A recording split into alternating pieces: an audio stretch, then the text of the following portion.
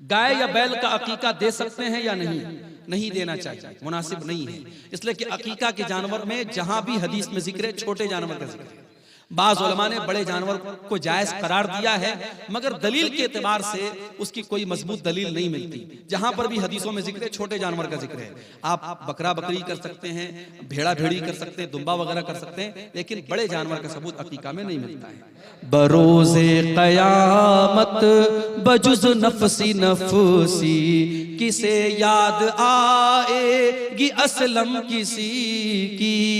बरोज़े क़यामत बजुज़ नफ़सी नफ़सी किसे याद आएगी असलम किसी की।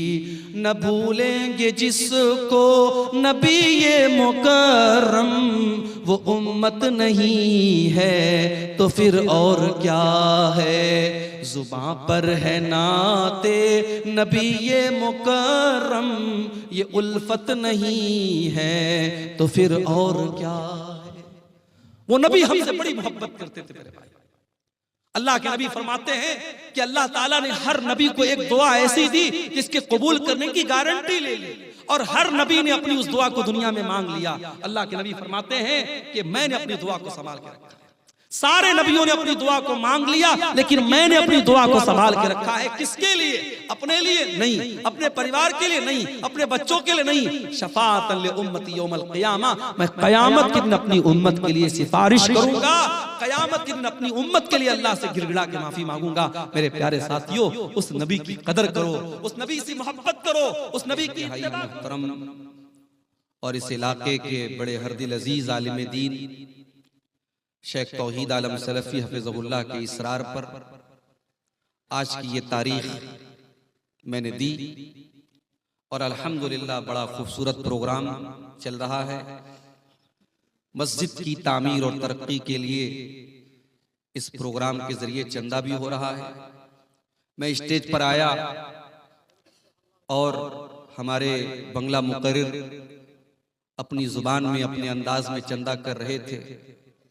मुझे आधा घंटा 40 मिनट के करीब स्टेज पर बैठना भी पड़ा, मगर मुझे उसका कोई दुख नहीं है, इसलिए कि ये एक नेक काम के लिए अगर मेरे स्टेज पर बैठने से लोग जमे हुए हैं और चंदा ला रहे हैं तो मुझे कोई एतराज नहीं है। अल्लाह के घर का मामला है, और सच पूछिए तो ये बड़ा खूबसूरत मंजर होता है, लोगों को स्टेज पर बुला करके हंसी मजाक में उनसे चंदा लेना, और लोगों का दिल खोल करके कोई कैश दे रहा है, कोई सीमेंट दे रहा है, और अलग अलग तरीकों से लोग ताउन कर रहे हैं। इस तरीके से चंदा देने का रिवाज मैं समझता हूँ पूरे हिंदुस्तान में कहीं नहीं है।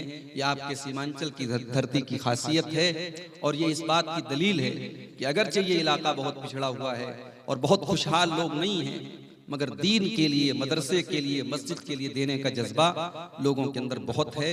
मैं दुआ करता हूँ अल्लाह ताला से, अल्लाह आपके इस जज्बे को कबूल फरमाए, और जिस मस्जिद की तामीर के लिए आज का ये प्रोग्राम मुनक़िद हुआ है, अल्लाह ताला उस मस्जिद की तामीर को जल्द से जल्द हम सबको मुकम्मल करने की तौफीक अता फरमाए, आमीन।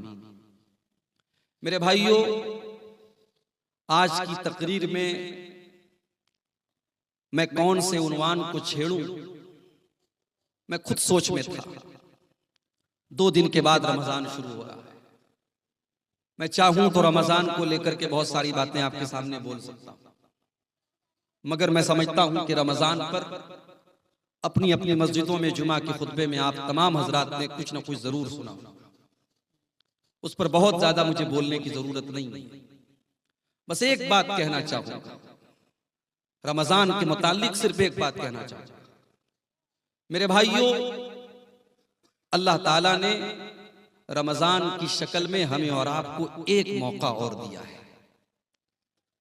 हमारी और आपकी जिंदगी में अगर रमजान का मुबारक महीना एक मर्तबा फिर मिल रहा है तो ये समझो कि अल्लाह ताला हमसे खुश है, इसलिए कि बड़े नसीब वालों को ये महीना मिलता है।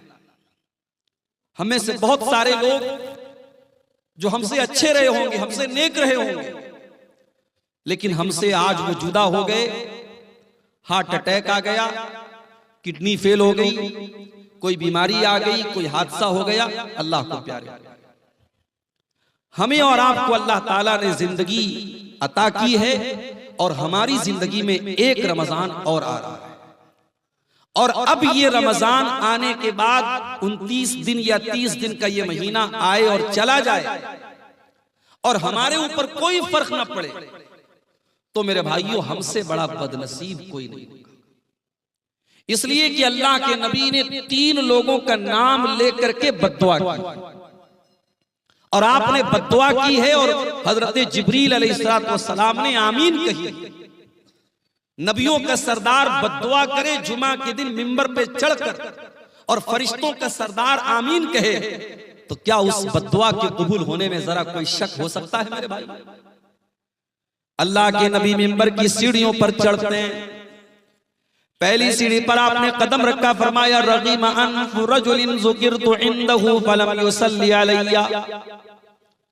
उस इंसान का सत्यानाश हो जाए, वो बर्बाद हो जाए, उसकी नाक मिट्टी में मिल जाए जिसके सामने उसके नबी का नाम लिया जाए और वो अपने नबी के ऊपर दरूद ना पड़े। इतना बड़ा कंजूस हो, इतना बड़ा बखील हो, उस इंसान के ऊपर अल्लाह के नबी ने लानत की। आपने बद्दुआ की, हज़रत जिब्रील ने आमीन का। फिर आपने मिंबर की दूसरी सीढ़ी पर कदम रखा और आपने फरमाया रगीमा अनफु रजुलिन अदरक रमज़ाना सुम्मा सलखा क़ब्ल अन युग़फ़र लहू। उस इंसान का भी सत्यानाश हो जाए, वो इंसान भी बर्बाद हो जाए जो रमजान के जैसा कीमती महीना पाए और फिर महीना खत्म हो जाए और उसकी बख्शिश ना हो सके, उसकी मग़फ़िरत ना हो सके, अल्लाह ताला के यहाँ उसके गुनाहों की माफी ना हो सके, इस एक महीने में वो तौबा ना कर सके, वो अल्लाह से अपने गुनाहों की माफी ना मांग सके, उससे बड़ा बदनसीब कोई नहीं है। और तीसरा आदमी वरजुलुन अदरका इंदहुल किबरा वालिदाहु, जिसके माँ बाप उसको बुढ़ापे में मिल जाएं, फलम युदखिलाहुल जन्नह, और उसे जन्नत में दाखिल न कर पाए। इन 3 लोगों के लिए अल्लाह के नबी ने बद्दुआ की है और जिब्रील अमीन ने आमीन कही है। मेरे प्यारे साथियों, यही पैगाम आपको देना चाहता हूँ। बड़ी कीमती घड़ियां आपको मिलने वाली हैं, इसकी कदर कीजिएगा। मोबाइल में जाया मत कीजिएगा, फेसबुक में बर्बाद मत कीजिएगा, गेम खेल करके बर्बाद मत कीजिएगा, दिन भर सो करके बर्बाद मत कीजिएगा। एक एक मिनट को कीमती समझिएगा। बहुत बड़ा मेहमान आपके पास आने वाला है, अल्लाह का मेहमान आने वाला है, उसकी कदर कीजिएगा। मेरे भाइयों, खुतबे मसनूना के बाद मैंने आपके सामने कुरान करीम की सूरह आले इमरान की एक आयत पढ़ी और उस आयत में अल्लाह ताला ने अपनी एक बहुत बड़ी नेमत का जिक्र किया है। यूं तो कुरान में अल्लाह ताला ने बहुत सारी नेमतों को बयान किया, मगर सूरह आले इमरान की इस आयत में अल्लाह ताला ने जिस नेमत को बयान किया है, उस नेमत को बयान करके अल्लाह ने एहसान भी जताया है कि हाँ, हमने ये नेमत देख करके तुम पर एहसान किया है। अब सवाल ये पैदा होता है, वो कौन सी नेमत है? आइए कुरान खोलते हैं। सूरह आले इमरान की आयत नंबर है 164। लक़द मन्नल्लाहु अलल मुमिनीना इज़ बअथ फ़ीहिम रसूलन मिन अनफुसिहिम। अल्लाह तबारक व तआला ने मोमिनों के ऊपर बहुत बड़ा एहसान किया। क्या एहसान किया? इस बात फीहिम रसूलन, अल्लाह ने उनके बीच में एक रसूल भेजा। कैसा रसूल भेजा? मिन अनफुसिहिम, जो उन्हीं में से है। ये कहने की क्या जरूरत थी कि उन्हीं में से है? ये कहकर के अल्लाह ताला ये बताना चाहता है कि मेरे बंदो, हमने जो रसूल भेजा, जो नबी भेजा, वो कोई फरिश्ता नहीं है, वो कोई नूर की मखलूक नहीं है, वो भी इंसान है। और जिस तरीके से तुम एक माँ बाप से पैदा हुए, वो भी आमना का और अब्दुल्ला का बेटा है। तुम बीमार पड़ते हो, मेरा नबी भी बीमार पड़ता है। तुम तकलीफ में होते हो, मेरे नबी को भी तकलीफ होती है। तुम्हें गुस्सा आता है, मेरे नबी को भी गुस्सा आता है। तुम शादी करते हो, मेरे नबी ने भी शादी की है। तुम्हारे बीवी बच्चे, मेरे नबी के भी बीवी बच्चे हैं। रसूलन मिन अनफुसिहिम, वो नबी तुम्हारे ही बीच में से है। उस नबी का काम क्या है? यतलू अलैहिम आयातिही, वो कुरान की आयतों को पढ़ पढ़ के तुमको सुनाता है। वयुज़क्कीहिम, और वो तुमको पाक करता है, तुम्हें पवित्र करता है, तुम्हें गंदगियों से निकालता है, तुम्हें बुराइयों से निकालता है। कभी मौका मिले मेरे नौजवानों, सीरत की कोई भी किताब आप उठा के देख लो, नबी के दौर में मक्का के हालात क्या थे, कौन सी ऐसी बुराई थी उस समाज में जो नहीं होती थी। लोग मुर्दार खाया करते थे, लोग सूद खाया करते थे, लोग ज़िना किया करते थे, लोग कत्ल किया करते थे, लोग बेटियों को जिंदा जमीन में गाड़ दिया करते थे। हलाल और हराम की कोई तमीज न थी। बाप के मरने के बाद अपनी सौतेली माँ से बेटा शादी कर लिया करता था।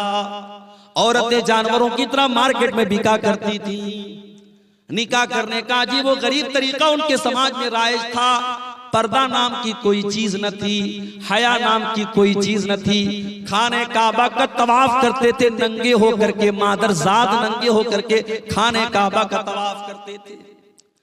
अल्लाह के घर में खाने काबा में 360 बुत रखे थे जिनकी वो इबादत किया करते थे।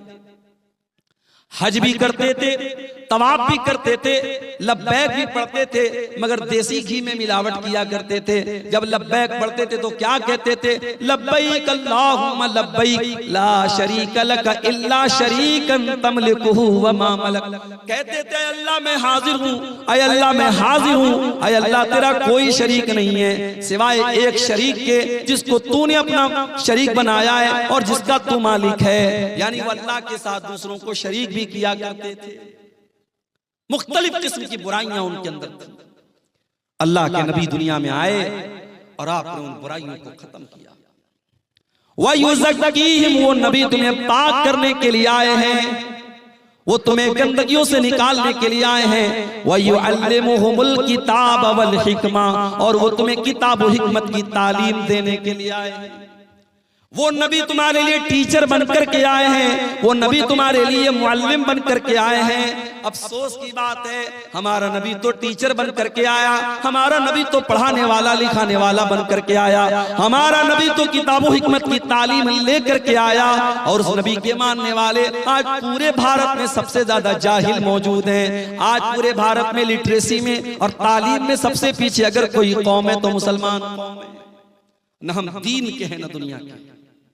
लोग समझते हैं मुसलमान के बच्चे मदरसे में पढ़ते, कहां पढ़ते मदरसे में? भारत सरकार की रिपोर्ट है कि मुसलमानों के 2% बच्चे सिर्फ मदरसे में पढ़ते हैं। जो पढ़ने वाले बच्चे उसमें 2% मदरसे में पढ़ते हैं, और उसमें भी कितने ऐसे बच्चे हैं 4 साल पढ़ा, 5 साल पढ़े, उसके बाद पढ़ाई उन्होंने छोड़। गौर करो मेरे भाइयों, जो नबी दुनिया में टीचर बनकर के आए, पढ़ाने वाले बनकर के आए, और जिस नबी के ऊपर कुरान की पहली आयत ये नाजिल हुई, इक़रा बिस्मि रब्बिकल लज़ी खलक़, पढ़ो उस रब के नाम से जिसने पैदा किया। आज उस नबी के मानने वाले, उस नबी का कलमा पढ़ने वाले आज जाहिल, और जाहिल होने का ये नतीजा है कि आज पूरे भारत में जिसका जो जी चाहता है हमारे साथ करता है। अभी आपने देखा दिल्ली की सरजमीन पर नमाज पढ़ी जा रही है, और एक पुलिस वाला आता है और नमाज की हालत में नमाजियों को जूता मार रहा है। मैंने पढ़ा मीडिया में कि उसके खिलाफ कार्रवाई भी हो रही है, मगर आप ये देखिए कि नफरत किस लेवल तक पहुंच गई है। मैं इसको सही नहीं ठहरा रहा हूं कि मुसलमान मस्जिद के बाहर सड़क पर क्यों सब बना रहा है, लेकिन हमें इस सवाल का भी जवाब तलाश करने की जरूरत है कि हमारे भारत में बहुत सारे त्योहार सड़क पर मनाए जा रहे हैं। हर तीसरे दिन कोई ना कोई त्योहार सड़क पर मनाया जा रहा है। अगर हफ्ते में या साल में एक नमाज अगर सड़क पर होती है तो इतना बड़ा कानून का उल्लंघन होता है कि तुम नमाजी को जूते से मारो। इसका मतलब ये हुआ इस्लाम के दुश्मनों को अगर चिढ़ है तो आपकी नमाज से, उनको नफरत है तो आपके शायर से है, उनको नफरत है आपकी इबादत से, आपकी नमाज से, उन्हें आपसे नफरत नहीं है। आप इस्लाम छोड़ दें, आप उनके रंग में रंग जाएं, आप शिर्क करने लगे, आप उनके बुतों के आगे सजदा करने लगे, आप उनकी नजर में महबूब हो जाएंगे। जब तक आप नमाज पढ़ रहे हैं, अल्लाह के आगे सर झुका रहे हैं, जब तक आपके अंदर तौहीद है, आप उनकी नजर में बुरे बने हैं। हालात ये, और हम साहब क्या कर रहे हैं? हम ये कर रहे हैं साहब कि हमारी कौम नाच गाने में लगी हुई है। अभी मैं एक इलाके में तकरीर करने गया, पूरा इलाका अहले हदीसों का इलाका है। मुझे लोगों ने कहा मौलाना आप तकरीर में बयान कर दीजिएगा, यहाँ शादी ब्याह में ढोल ताशा बजता है, नाच गाना होता है। अहले हदीसों की बस्ती है, कुरान और हदीस पर चलने का दावा करने वालों की बस्ती है। इसी झारखंड की सरजमीन पर मैं गया था और वहां लोगों ने बताया कि हमारे बस्ती में जब शादी होती है तो नाच गाना भी होता है, ढोल ताशा भी होता है। ये हालात हमारी कौम के हैं मेरे भाई। जरा गौर करो, जो नबी हमें गंदगियों से पाक करने के लिए आया था और जिस नबी से मोहब्बत का हम दावा करते हैं, उस नबी के मकाम को कभी समझा है मेरे भाई?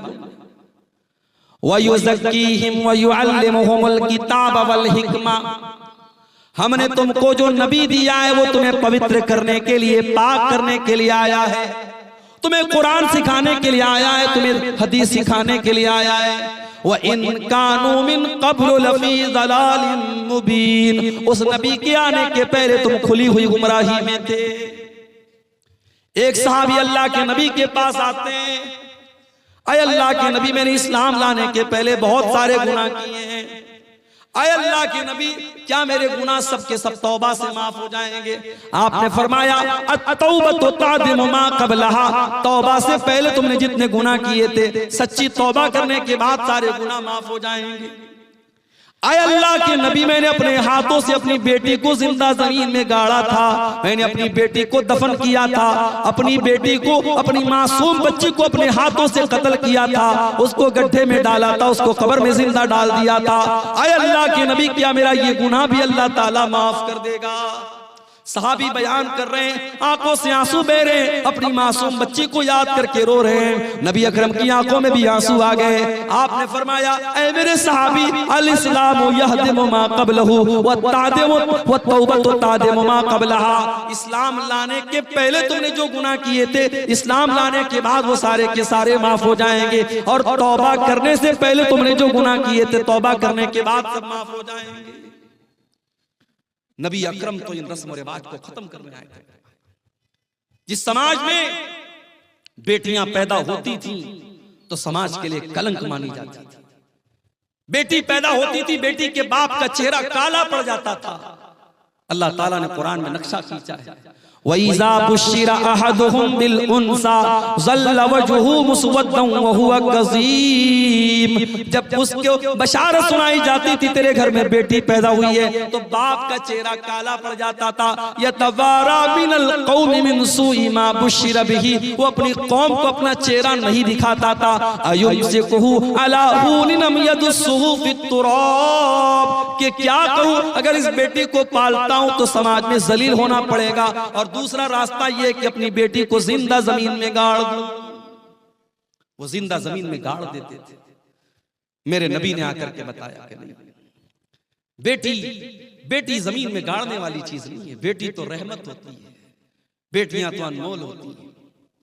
मेरे नबी ने आके बताया, मन आला जारियतैन हत्ता तबलुगा जा यौमल क़ियामति अना व हुवा कहातैन, जिसको अल्लाह ने दो बेटियां दे दी और दो बेटियों की उसने अच्छी परवरिश कर ली, दोनों बेटियां जवान हो गईं, उनकी अच्छी जगह उसने शादी कर दी। अल्लाह के नबी फरमाते हैं, दो बेटियों का बाप क़यामत के दिन इस हाल में आएगा जैसे ये दोनों उंगलियां एक दूसरे के साथ मिली हुई हैं, दोनों उंगलियां जैसे एक दूसरे के साथ सटी हुई हैं, वो बेटियों का बाप अपने नबी के साथ आएगा क़यामत के दिन। आपने कुरान की आयत पढ़ के सुनाई, वइज़ल मौऊदतु सुइलत बिअय्यि ज़म्बिन क़ुतिलत, जब जिंदा जमीन में गाड़ी गई लड़की से पूछा जाएगा, जिस बेटी को उसके बाप ने जमीन में दबाया था, दफन किया था, उस बेटी से पूछा जाएगा बिअय्यि ज़म्बिन क़ुतिलत, ऐ कि ऐ बच्ची, तुझे तेरे माँ बाप ने क्यों मारा था, तेरे बाप ने तुझे क्यों कत्ल किया था? मेरे नबी ने आकर के दुनिया का सबसे बड़ा पाप करार दिया कि कोई अपनी औलाद को कत्ल करते। आज भी कत्ल हो रही है औलाद, आज तरीका बदल गया है। वो क्या करते थे, पैदा होने के बाद मारते थे, हम पैदा भी नहीं होने देते, मां के पेट में मार देते। मेरे पास एक लेडी डॉक्टर का मैसेज आया व्हाट्सएप के ऊपर, हैदराबाद की रहने वाली है, अभी नई नई डॉक्टर हुई हैं, कहने लगी मौलाना साहब मेरे पास एबॉर्शन के बहुत सारे केस आते हैं, कुंवारी लड़कियां आ रही हैं, शादी नहीं हुई है, किसी के साथ नाजायज ताल्लुक हुआ, हमल ठहर गया, आकर के एबॉर्शन करवा रही है, मैं क्या करूं? मैंने कहा जायज नहीं है। मैंने कहा एक ही कंडीशन में ये चीज जायज हो सकती है, शादीशुदा औरत है और मियां बीवी के दरमियान ताल्लुक हुआ और सीरियस कंडीशन है। अगर हमल ठहरता है और पैदाइश होती है, औरत की जान को खतरा है, तो वहां शरीयत का उसूल है कि अगर माँ को भी खतरा है और बच्ची माँ के पेट में अभी बच्चा या बच्ची जो भी है, अगर छोड़ा जाता है तो माँ की जान खतरे में पड़ेगी, तो माँ को बचाया जाएगा और उस हमल को साकित कर दिया जाएगा। वो एक सीरियस कंडीशन की बात है। बाकी एबॉर्शन करना जायज नहीं। जानते एबॉर्शन में क्या होता है? जाइए यूट्यूब पर आप वीडियो में देखते। जब ये एबॉर्शन होता है तो अल्ट्रासाउंड के जरिए ये बताया गया, दिखाया गया कि उस मासूम बच्चे को मां के पेट में इस बेरहमी से मारा जाता है, उसके बदन के टुकड़े टुकड़े किए जाते हैं। मेरे भाई, जो 1400 साल पहले के वो जाहिल, वो अपनी बेटियों को एक बार मारते थे और पैदा होने के बाद मारते थे, और आज वो बेटी का बाप अपनी बेटी को उसकी मां के पेट में मार रहा है और डॉक्टर के जरिए मरवा रहा है और इंजेक्शन के जरिए मरवा रहा है। आज का इंसान इस कदर गिर चुका है मेरे भाई। आज औरतों के लोग बात करते हैं। अभी 8 मार्च को लोगों ने कहा वुमेन्स डे, महिला दिवस, महिला अधिकार दिवस, औरतों को अधिकार मिले। कौन से अधिकार की बात करते हैं? फलस्तीन के गाजा शहर में डेली हजारों औरतें मर रही हैं। दूध पिलाने वाली औरतें भूखी हैं, उनके बच्चों को पिलाने के लिए उनके बदन में ताकत नहीं, अपने बच्चों को दूध पिला सके। प्रेग्नेंट औरतें, हमल वाली औरतें हैं, पेट में बच्चा है, खाने को हफ्तों से न खाने को खाना है, न पीने को पानी है। 400, 500 औरतों पर एक लैट्रीन है। वो जानवरों जैसी जिंदगी वो औरतें गुजार रही हैं, और दुनिया में तहजीब का ठेकेदार बना है अमेरिका, और तहजीब का ठेकेदार बना है इसराइल, और ये सब उस जुल्म को सही करार दे रहे हैं और जुल्म पर चुप हैं, और उन औरतों पर जुल्म हो रहा है। और ये साफ दुनिया को कह रहे हैं महिला के अधिकार का दिवस मनाओ, वुमेन्स राइट डे मनाओ। ये ढकोसले है मेरे भाइयों। औरतों को अगर हक दिया है किसी मजहब ने तो इस्लाम ने दिया है। मेरी माँ और बहनों, अगर तारीख और इतिहास के पन्ने उठा के देखो तो तुम अल्लाह के नबी का शुक्रिया अदा करोगे, तुम इस्लाम का शुक्रिया अदा करोगी कि इस्लाम ने तुम्हें जीने का अधिकार दिया है। इस दौर में तुम्हें जीने का अधिकार नहीं था। पैदा होने के बाद बेटियों को मार दिया जाता था। उस समाज में अल्लाह के नबी ने बेटियों की परवरिश पर जन्नत की बशारत सुनाई। अम्मा आयशा फरमाती हैं, एक दिन मैं घर में बैठी हुई थी, एक मांगने वाली आती है, भीख मांगने वाली आती है, उसके साथ 2 छोटी छोटी बच्चियां हैं। उसने मुझसे कुछ खाने को मांगा। मैंने घर में तलाश किया, मुझे एक खजूर मिली। मैंने वो खजूर उठा करके उस औरत को दे दी। उस औरत ने खजूर के 2 टुकड़े किए और दोनों बेटियों को दे दिया। वलम ताकुल मिनहा शैया, और खुद कुछ नहीं खाया। माँ होती है मेरे भाई। माँ खुद भूखी रहती है, बच्चों को खिलाती है। जिनकी माएं जिंदा है, माओ की कदर करो। माँ के चले जाने के बाद माँ की बड़ी याद आएगी। माँ ने दोनों बच्चियों को दे दिया, खुद कुछ नहीं खाया। अम्मा आयशा ये मंजर देख करके हैरान हो गई। जब अल्लाह के नबी घर में तशरीफ लाए, अम्मा आयशा ने कहा, अल्लाह के नबी, आज ऐसा मामला आया था। वो भूखी औरत थी, वो गरीब औरत थी। मैंने एक खजूर उसको दी, उसने अपनी बच्चियों को खिला दिया, खुद कुछ नहीं खाया। आपने फरमाया, आयशा, मनिबतुलिया मिन हाज़िहिल बनाति शैअन कुन्न लहू सित्रम मिनन नार। आयशा, ये बेटियां तो अल्लाह ताला की तरफ से बहुत बड़ा इम्तिहान होती हैं, बहुत बड़ी परीक्षा होती हैं, और जिसको अल्लाह ताला बेटी दे करके आजमाता है और इस इम्तिहान में वो खरा उतर जाता है, वो इस इम्तिहान को पार कर लेता है, कुन्न लहू सित्रम मिनन नार। वो बेटियां अपने माँ बाप को जहन्नम की आग से बचाने का काम करती हैं। मेरे नबी दुनिया में बेटियों की के रक्षक बन करके आए। बेटी बचाओ का नारा मेरे नबी ने लगाया था। आज दुनिया की सरकारें लगाती है बेटी पढ़ाओ बेटी बचाओ। बेटी पढ़ाओ और बेटी बचाओ का नारा तो मेरे नबी ने लगाया था। मगर आज अफसोस की बात यह है, सीमांचल की धरती पर कह रहा हूं, बड़े जिम्मेदारी के साथ कह रहा हूं, मैं आपके इस इलाके में फेमस हो गया हूं। मुझसे यूपी में लोग कहते हैं कि मौलाना आपका प्रोग्राम कटिहार में बहुत होता है, पूर्णिया में बहुत होता है, सीमांचल के इलाकों में बहुत होता है। हालांकि ऐसा भी नहीं, बहुत ज्यादा नहीं होता, लेकिन चूंकि यूट्यूब वगैरह पे आ रहा है, लोगों को लगता है ज्यादा होता है। इस इलाके में मैं आता हूँ, लोग आप मुझसे मोहब्बत करते हैं। नौजवान मुझसे कहीं मिलते हैं रास्ते में, मौलाना आपकी तकरीर हम बहुत सुनते हैं, बड़ी मोहब्बत करते हैं, अच्छी बात है। मगर एक चीज मैं आपसे कहना चाहता हूँ, कभी गौर करना कि हमारी और आपके समाज में जो औरतें हैं ये दीन से इतनी दूर क्यों हैं? इन औरतों के दीन से दूर रहने की वजह क्या है? वजह यही है कि आज हमारी औरतें दीन की तालीम नहीं हासिल कर रही हैं मेरे भाई। या तो हम उनको पढ़ाते ही नहीं, या पढ़ाते हैं स्कूल में पढ़ाते हैं, कॉलेज में पढ़ाते हैं, यूनिवर्सिटी में पढ़ाते हैं, बीएड करा दिया, एमए करा दिया, बीए करा दिया, हमारी बेटियों को दीन सिखाने वाला कोई नहीं। इसीलिए समाज में जितने रस्मों रिवाज हैं इन्हीं औरतों की वजह से चल रहे हैं। जब तक आप इन औरतों को दीन नहीं सिखाएंगे, नबी ने फरमाया था बेटी पढ़ाओ बेटी बचाओ। अल्लाह के नबी ने फरमाया था तलबुल इल्म फरीज़तुन अला कुल्li मुस्लिम, इल्म हासिल करना हर मुसलमान के लिए कंपलसरी है, अनिवार्य है, जरूरी है। हर मुसलमान चाहे वो मर्द हो चाहे वो औरत हो, उसके लिए दीन का सीखना जरूरी है। रमजान का महीना आ रहा है, अब कौन कौन सी चीजों से रोजा टूट जाता है? माफ कीजिएगा, ये सिर्फ अब्दुल गफ्फार सलफी का जानना जरूरी नहीं, हर आदमी का जानना जरूरी है। इंजेक्शन से रोजा टूटता है कि नहीं टूटता है? ताकत का इंजेक्शन लगाने से रोजा टूटता है कि नहीं टूटता है? कान में दवा डालने से रोजा टूटता है कि नहीं टूटता है? आंख में ड्रॉप डालने से रोजा टूटता है कि नहीं टूटता है? पानी चढ़ाने से रोजा टूटता है कि नहीं टूटता है? ब्लड देने से रोजा टूट, ये मसाइल है मेरे भाई जिनका ताल्लुक रोजे से है।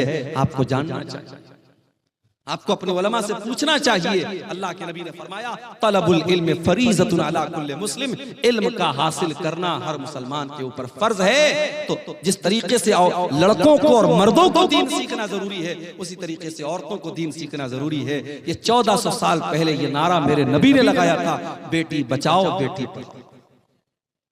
और आगे बढ़िए, जिस नबी का हम कलमा पढ़ते हैं, जिस नबी को हम मानते हैं, कभी गौर किया आपने उस नबी की शान क्या है? अभी एक बहुत बड़े हिंदुस्तान के मौलाना का बयान में सुन रहा था, जमीयत उलमाए हिंद के वो सेक्रेटरी हैं, सदर हैं, बड़े बुजुर्ग आलिम हैं, बड़ी इज्जत करता हूं मैं उनकी, मौलाना अरशद मदनी साहब, बूढ़े हैं, बुजुर्ग हैं, हिंदुस्तान में मुसलमानों के नुमाइंदा आलिम माने जाते हैं।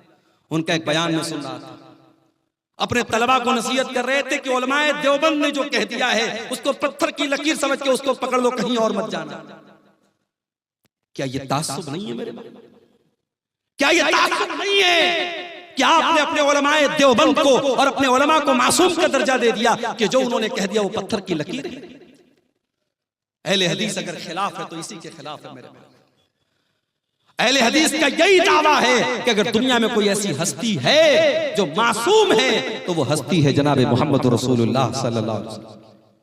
और मौलाना अल्ताफ हुसैन हाली ने 100 साल पहले नक्शा खींचा था और कहा था, नबी को जो चाहे खुदा कर दिखाए, इमामों का रुतबा नबी से बढ़ाएं, मज़ारों पे जा जा के नजरें चढ़ाएं, शहीदों से जा जा के मांगे दुआएं, न तौहीद में कुछ फर्क इससे आए, न इस्लाम बिगड़े न ईमान जाए। बिल्कुल सही कहा था मौलाना अल्ताफ हुसैन। हमारी कौम आज नबी का मकाम, नबी से बढ़ के इमामों का मकाम बता रही है। अपने उलमाए देवबंद को कहा जा रहा है उनकी हर बात पत्थर की लकीर है। अरे उलमा की बात छोड़ दो, इमामों की बात छोड़ दो, अरे मेरे नबी की शान तो ये है कि मेरे नबी के रहते हुए अगर कोई दूसरा नबी आ जाए तो उसकी भी नहीं चलती। आइए मैं दलील आपको दे देता हूं। सूरह आल इमरान में अल्लाह ने फरमाया वइज़ अख़ज़ल्लाहु मीसाक़न नबिय्यीन, याद करो जब अल्लाह ताला ने सारे नबियों से वादा लिया, लमा आतैतुकुम मिन किताबिन व हिकमा, ऐ मेरे नबियों मैं तुमको अपनी किताब दे रहा हूँ, मैं तुमको रसूल बना रहा हूँ। सुम्मा जाअकुम रसूलुम मुसद्दिक़ुन लिमा माअकुम, अगर तुम्हारी जिंदगी में मेरा आखिरी नबी आ जाएगा, मेरा आखिरी रसूल आ जाएगा, लतुमिनुन्न बिही व लतंसुरुन्नहु, तो तुम मेरे आखिरी नबी पर ईमान लाओगे, तुम मेरे आखिरी नबी की मदद करोगे। क़ाल अक़ररतुम व अख़ज़्तुम अला ज़ालिकुम इसरी, अल्लाह ने सारे नबियों से वादा लिया, सारे नबियों से एग्रीमेंट लिया कि क्या तुम इस बात का इकरार करते हो कि नहीं करते हो? कालू अकररना, सारे नबियों ने कहा कि हाँ अल्लाह हम इकरार करते हैं। काला फशहदू व अना माकुम मिनश शाहिदीन, अल्लाह ने फरमाया ऐ मेरे नबियों तुम गवाह रहना और मैं भी इस बात के ऊपर गवाह हूं। यह है मेरे नबी का मकाम। मेरे नबी के आ जाने के बाद अब दुनिया में किसी और नबी की रिसालत नहीं चलेगी, किसी और नबी की नबूवत नहीं चलेगी। कयामत के पहले हजरत ईसा अलैहिस्सलाम भी दुनिया में आएंगे तो वो अपनी शरीयत लेकर के नहीं आएंगे, अपना लॉ लेकर के नहीं आएंगे, अपना कानून लेकर के नहीं आएंगे। वो भी अगर पैरवी करेंगे तो जनाब मोहम्मद रसूलुल्लाह सल्लल्लाहु अलैहि वसल्लम के कानून की पैरवी करेंगे। मेरे भाइयों, हजरत उमर फारूक एक मरतबा तौरात का एक नुस्खा लाते हैं और उसको पढ़ने लगते हैं। तौरात का नुस्खा लाए, पढ़ने लगे। अल्लाह के नबी वहीं पर बैठे हुए और अल्लाह के रसूल का चेहरा गुस्से से लाल। हजरत उमर की नजरें तो किताब की तरफ है, तौरात की तरफ है, वो नजर उठा करके अल्लाह के रसूल का चेहरा नहीं देख रहे हैं। अबू बकर सिद्दीक रज़ी अल्लाह ताला अन्हु ने कहा कि ऐ उमर, जरा अल्लाह के नबी का चेहरा देख ले, कितने गुस्से में अल्लाह के। हजरत उमर ने देखा अल्लाह के रसूल का गुस्से वाला चेहरा, फौरन तौरात का वो नुस्खा जमीन पर दे मारा और कहा औज़ु बिल्लाहि मिन गज़बिल्लाहि, मैं अल्लाह की पनाह चाहता हूँ अल्लाह के गजब से। रज़ीतु बिल्लाहि रब्बा व बि मुहम्मदिन रसूला व बिल इस्लाम दीना, मैं अल्लाह को अपना रब मानता हूँ, मैं मोहम्मद सल्लल्लाहु अलैहि वसल्लम को अपना रसूल मानता हूँ और मैं इस्लाम को अपना दीन मानता हूँ। उसके बाद अल्लाह के नबी ने फरमाया वल्लज़ी नफ्सु मुहम्मदिन बियदिही, उस अल्लाह की कसम जिसके हाथ में मोहम्मद की जान है। ऐ उमर, कान खोल करके सुन लो, लौ बदालकुम मूसा, अगर आज मूसा अलैहिस्सलाम भी दुनिया में आ जाएं और तुम मुझे छोड़ करके मूसा अलैहिस्सलाम की पैरवी करने लगो, उनके पीछे पीछे चलने लगोगे, लज़ललतुम अन सवाइस सबील, तो तुम सीधे रास्ते से भटक जाओगे। और अगर आज मूसा अलैहिस्सलाम भी जिंदा हो जाएं, अगर आज मूसा अलैहिस्सलाम भी जिंदा हो जाएं तो उनको भी मेरी इत्तिबा करनी पड़ेगी, मेरी पैरवी करनी पड़ेगी। ये है अजमत हमारे नबी की, ये मकाम है मेरे भाइयों हमारे नबी का। हमारे नबी तो वो है मेरे भाइयों जो रस्म और रिवाज को खत्म करने के लिए दुनिया में आए थे, आखिरी नबी बन के आए थे। हमारे नबी की मिसाल कैसी है? अल्लाह के नबी एक हदीस में मिसाल बयान करते हैं, एक इंसान ने बड़ा खूबसूरत मकान बनाया, बड़ा बेहतरीन मकान बनाया, बस एक ईंट की जगह छोड़ दी। अब लोग आते हैं मकान का चक्कर लगाते, कहते यार मकान तो बहुत अच्छा है, बस एक ईंट की कमी है। अल्लाह के नबी फरमाते हैं कि वो एक ईंट मैं हूं, मैं नबूवत की आखिरी ईंट हूं, मैं खातमुन नबिय्यीन हूं, मैं आखिरी नबी हूं, मेरे बाद अब कोई और नबी आने वाला नहीं। अल्लाह के नबी खातमुन नबिय्यीन हैं, अब आपके बाद दुनिया में कोई नबी आएगा नहीं। और इसीलिए आप देखिए कि अल्लाह के रसूल की जिंदगी में एक बहुत खतरनाक रस्म रिवाज थी। किसी ने अगर किसी बच्चे को पाल लिया तो वो उसका सगा बाप माना जाता था।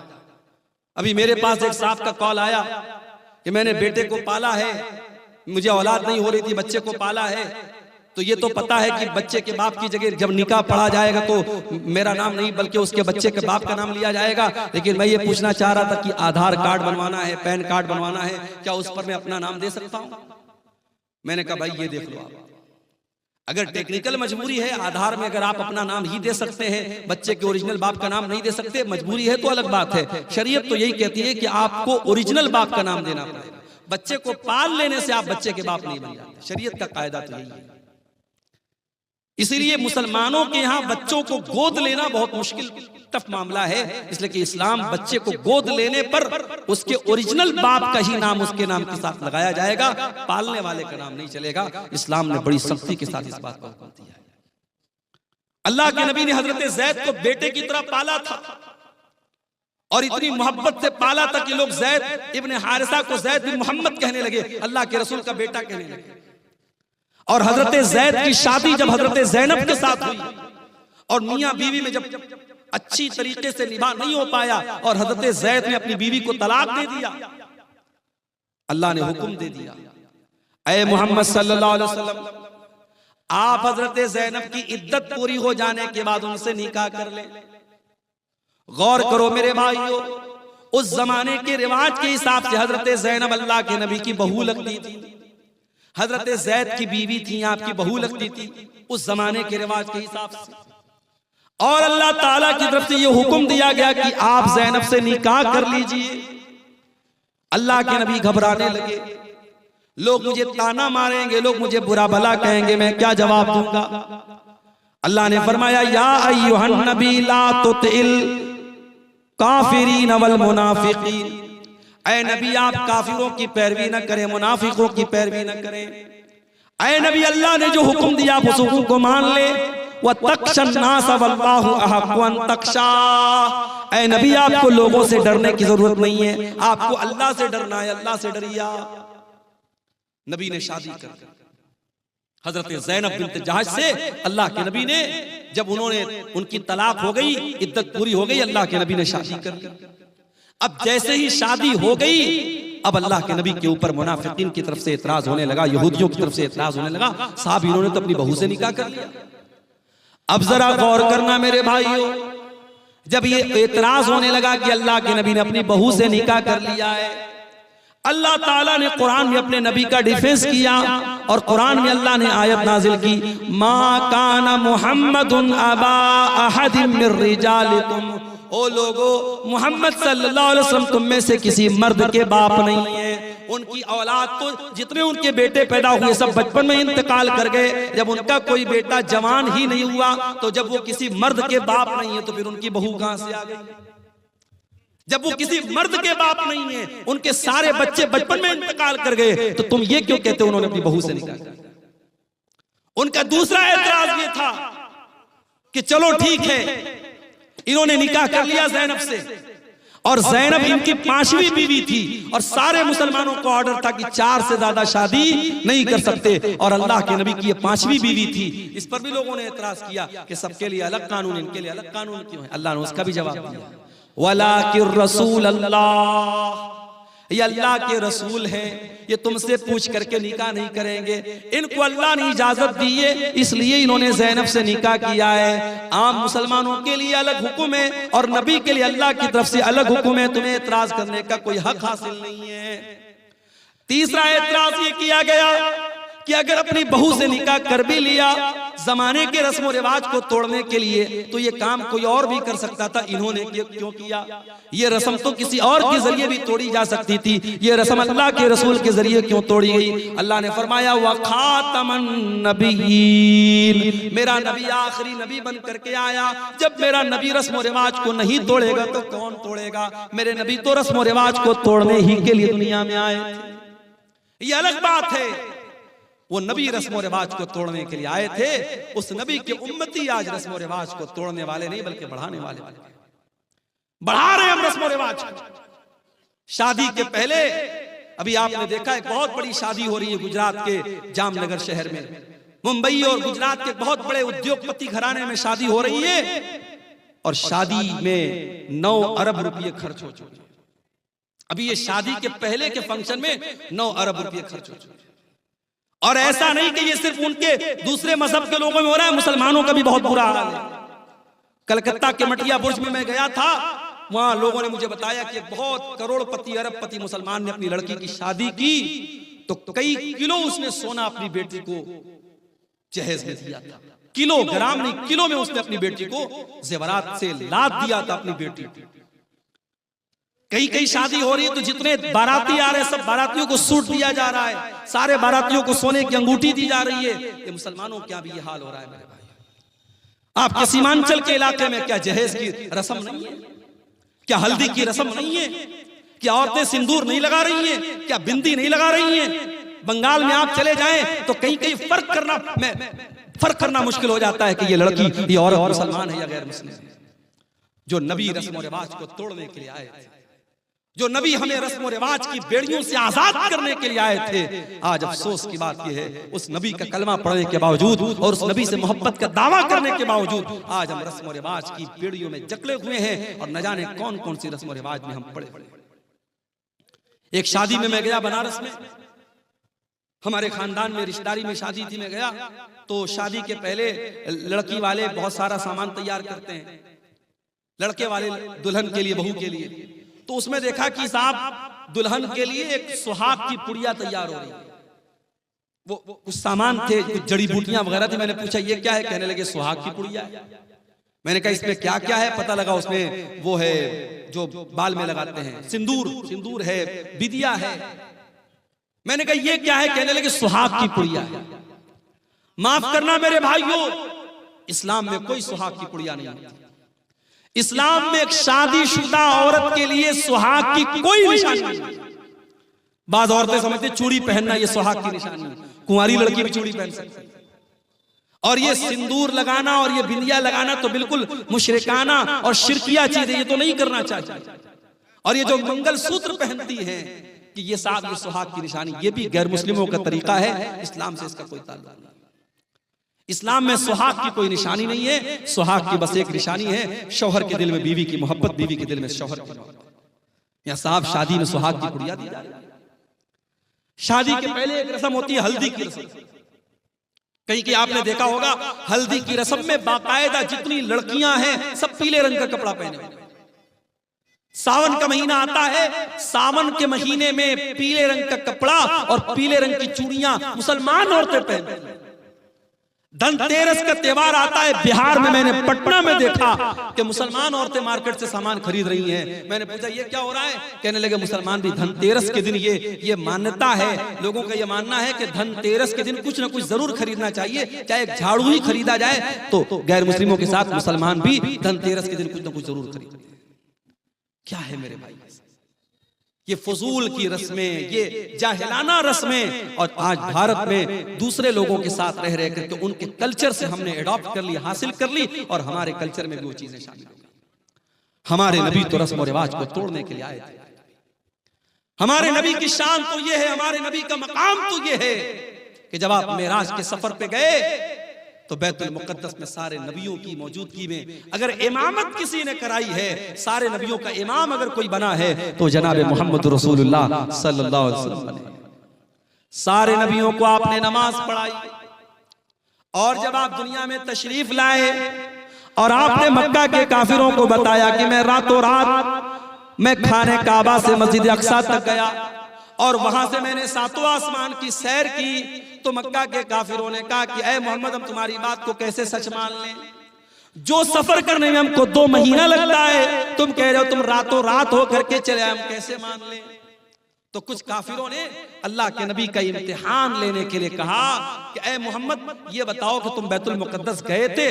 आपने कहा गए थे? कहा तुमने देखा था? कहां देखा था? कहा अच्छा ये बताओ बैतुल मुक़द्दस में कितने दरवाजे हैं, कितनी खिड़कियां हैं, कितने रोशनदान हैं? बैतुल मुक़द्दस के पूरब में क्या है, उसके पश्चिम में क्या है, उसके उत्तर में क्या है, उसके दक्षिण में क्या है, उसमें कितने दरवाजे हैं? अब जाहिर है आपके गांव में मैं पहली मर्तबा आया हूं और आप मुझे अपनी मस्जिद में नमाज पढ़ने के बाद जलसे में लेके चले आए, और फिर उसके बाद मैं 1 साल के बाद आपसे मिलूं या 1 महीने के बाद आपसे मिलूं, और आप क्या मौलाना साहब आप सोहरा डांगी आए थे, हमारी मस्जिद में आप आए थे, बताइए मस्जिद में खंबे कितने थे, मस्जिद में पंखे कितने थे? मैं कैसे बता पाऊंगा भाई? मैं मस्जिद में पंखे गिनने थोड़ी गया था, मैं खंबा गिनने थोड़ी गया था, मैं नमाज पढ़ने गया था, चला आया। मक्का के काफिरों ने अल्लाह के नबी से ऐसे सवालात करने शुरू कर दिए। अल्लाह के नबी फरमाते मैं बहुत परेशान हो गया कि मैं इनके सवालों का क्या जवाब दूं। अगर जवाब नहीं देता हूं तो ये मुझे झूठा बना देंगे कि साहब ये तो झूठ बोल रहे हैं, और जवाब मैं दूं तो कैसे दूं, मुझको तो याद भी नहीं है। तो अल्लाह तबारक व तआला ने दुनिया का पहला वीडियो अल्लाह के नबी के सामने लाकर रखा। अल्लाह के नबी फरमाते हैं कि बैतुल मुक़द्दस का पूरा वीडियो, मैं वीडियो अपनी ज़बान में कह रहा हूं, अल्लाह के नबी ने फरमाया कि बैतुल मुक़द्दस का पूरा व्यू, पूरा मंजर मेरे सामने रख दिया गया, और जो वो सवाल करते थे बैतुल मुक़द्दस का वो मंजर अल्लाह ताला मेरे सामने ले आता था। वो पूछते थे कितने दरवाजे हैं, मैं गिन के बता देता था इतने दरवाजे। वो पूछते थे कितने खंबे हैं, मैं गिन के बता देता था इतने खंबे। ये हमारे नबी की शान है। हमारे नबी तो वो नबी हैं जो दुनिया में पत्थर खाते हैं, जो दुनिया में जुल्म सहते हैं, किसके लिए? हमारी और आपके लिए। वो नबी मानवता को बचाने के लिए, इंसानियत को बचाने के लिए आए थे। वो नबी इंसानियत के मोहसिन थे मेरे प्यारे साथी। हमारी और आपकी जिंदगी का मकसद है अपने बच्चों के लिए मेहनत करना, अच्छा मकान बनाना, बैंक में सेविंग करना, प्रॉपर्टी खरीदना, अपने बच्चों को अच्छा फ्यूचर देना। मेरे नबी का मिशन क्या था? मेरे नबी का मिशन सिर्फ एक था, फलअल्लका बाक़िउन नफ्सका अला आसारिहिम इल्लम युमिनू बिहाज़ल हदीस यसफा। ऐ नबी आपको लोगों के ईमान लाने की इतनी चिंता, इतनी फिक्र है, कहीं आप अपनी जान न दे दें। ऐ नबी लोगों के ईमान लाने की चिंता में कहीं अपनी जान न दे दे, आपको इतनी फिक्र है लोगों के ईमान लाने की। आपने ताइफ में पत्थर भी खाए, आपने मक्का से ताइफ का 100 किलोमीटर का सफर पैदल तय किया है, आप ताइफ गए, ताइफ के लोगों ने आपका कलमा नहीं पढ़ा बल्कि आपके दुश्मन बन गए। आपके ऊपर ईमान लाना तो बड़ी दूर की बात है, उन्होंने आपका मजाक उड़ाया। आप जब ताइफ से निकल करके जाने लगे, ताइफ के उन लोगों ने अल्लाह के नबी के ऊपर पत्थर बरसाए। मेरे नबी के जिस्म के ऊपर इतने पत्थर बरसाए गए, आपके जिस्म से खून बहने लगा और खून बह बह करके आपके जूते में जम गया। मेरे प्यारे भाइयों, उस नबी ने पत्थर भी खाए हैं तो हमारे और आपके लिए खाए हैं। वो नबी हमारे और आपके लिए मोहसिन बन करके आए थे। इसीलिए अल्लाह ताला कुरान करीम में कहता है, वमा अरसलनाका इल्ला रहमतल लिल आलमीन। ओ लोगों, हमने तुमको वो नबी दिया है जो सारी कायनात के लिए रहमत बन करके आए थे, रहमत बन करके आए थे। और ये मत समझो कि नबी सिर्फ इंसानों के लिए रहमत बन करके आए थे, नबी तो जानवरों के लिए भी रहमत बन करके आए थे। अभी खेरिया हाट से हम गुजरे, हमारे एक भाई ने कहा, मौलाना साहब यहाँ मवेशियों की मार्केट लगती है और जो जानवर को जो बेचने वाले होते हैं बड़ा जुल्म करते हैं जानवरों के साथ। वल्लाह जब हम ये सुनते हैं तो तकलीफ होती है। हमारे नबी ने जानवरों के साथ भी जुल्म करने की तालीम नहीं दी। अरे जिस नबी के उम्मती जानवर के साथ जुल्म नहीं कर सकते, उस नबी के उम्मती आतंकवादी और दहशतगर्द कैसे हो सकते? मेरे नबी ने तो एक बकरे को ज़बह करने के टाइम भी हुक्म दिया है कि बकरे को ज़बह करने के टाइम छुरी तेज कर लो, बकरे के सामने छुरी मत तेज करो ताकि उसको डबल डबल तकलीफ ना हो। जानवर को ज़बह करना है, हलाल करना है, अल्लाह ने उसको हमारे लिए हलाल बनाया है। उसका गोश्त हम खाएंगे, मगर उसको हलाल करने का, ज़बह करने का भी तरीका बताया है अल्लाह के नबी ने, उसमें तरीका ऐसा बताया उसको तकलीफ ना हो। और आज मेडिकल साइंस भी ये कहती है कि जो झटके से जानवर को मारते हैं, कभी आप YouTube पर देखिए, जो झटके से जो मारा जाता है और गर्दन के ऊपर ऐसे जो है वो जो चापड़ होता है और उससे मारते हैं, तो वो जो तरीका जानवर को मारने का होता है और जो इस्लाम का तरीका है गले पर छुरी चलाने का, दोनों में बहुत फर्क है। और इस्लामी तरीके में जानवर की जान फौरन निकल जाती है, उसको तकलीफ नहीं होती। जानवरों के साथ भी अल्लाह के नबी ने रहम का बर्ताव करने को दिया। सफर में आप जा रहे, अचानक एक जगह से चींटियों के पास से आप गुजरे, सहाबे किराम को चींटी काटने लगी, सहाबे किराम ने आग लगाई और चींटियों को जला दिया। अल्लाह के नबी को पता चला, अपने सहाबा को डांटा और आपने कहा कान खोल करके सुन लो, आग का अजाब आग का रब ही दे सकता है, आग का अजाब कोई और नहीं दे सकता। चींटी को भी जलाने का आपको अधिकार नहीं है, चींटी को जला नहीं सकते। उसी सफर में अल्लाह के नबी जा रहे थे, एक सहाबी ने एक लाल चिड़िया के बच्चों को ले लिया और लाल चिड़िया जब अपने घोंसले में आई, बच्चों को नहीं देखा, फड़फड़ाने लगी। अल्लाह के नबी की नजर चिड़िया के ऊपर पड़ी। आपने कहा इसके बच्चे को किसने छीना है? एक सहाबी ने कहा अल्लाह के नबी मैंने छीना है। आपने फरमाया जाओ उसके बच्चों को लौटा दो। एक चिड़िया को उसके बच्चे से जुदा करने की तालीम मोहम्मद रसूलुल्लाह ने नहीं दी है। जो एक चिड़िया को उसके बच्चों से दूर करने की तालीम नहीं दे सकते हैं, वो किसी माँ से उसके बच्चे को दूर करने की तालीम कैसे दे सकते हैं? अल्लाह के नबी फरमाते हैं, एक औरत ने बिल्ली को पकड़ा और बिल्ली को बांध दिया, कैद कर दिया, न खाने को देती थी न पीने को देती थी, यहां तक कि बिल्ली मर गई। अल्लाह के नबी फरमाते वो बुढ़िया जहन्नम में जाएगी। एक बिल्ली को बेवजह मारने की वजह से वो जहन्नम में जाएगी। दूसरी हदीस में अल्लाह के नबी फरमाते हैं, एक फाहिशा औरत ने, एक बदचलन औरत ने, जब वो कुएं से पानी निकाल रही थी, एक कुत्ता प्यास से मर रहा था, उसने अपने चमड़े के मोजे में पानी निकाला और कुत्ते को पिला दिया। उसके इस अमल की वजह से अल्लाह ताला ने उस फाहिशा औरत को बख्श दिया, उसको माफ कर दिया। ये मेरे नबी की रहमत है। जानवरों के साथ भी अच्छा सलूक करने की आपने तालीम दी है। और जानवर ही नहीं, मेरे नबी तो बेजान चीजों के लिए भी रहमत बन करके आए। वो हदीस आपने सुनी होगी, अल्लाह के नबी खजूर के तने पर खड़े होकर खुतबा देते थे। एक औरत की नजर पड़ी, उसने देखा अल्लाह के नबी खजूर के तने पर खड़े होकर खुतबा देते हैं। उसने कहा अरे अल्लाह के नबी हमें अच्छा नहीं लगता है, आप खजूर के तने पर खड़े होकर के खुतबा दे, हमें अच्छा नहीं लगता है।